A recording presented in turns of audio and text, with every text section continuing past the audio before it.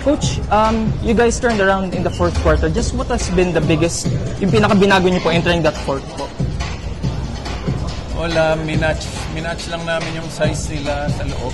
Medyo malaki yung nakapasok na lima nila eh. So, nagpasok din kami ng medyo malaking lineup.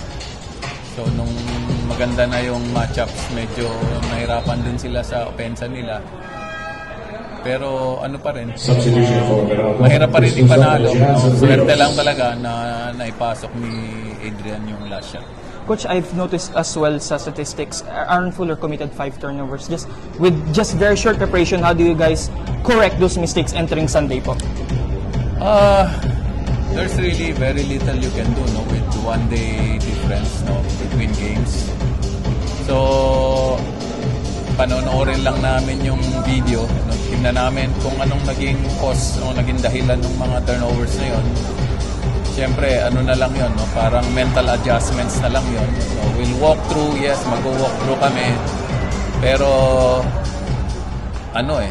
every time he gets the ball, talagang kinukuyog siya. So, meron talagang chance na magta-turnover. So, we'll try to find ways na mabigyan siya ng more space.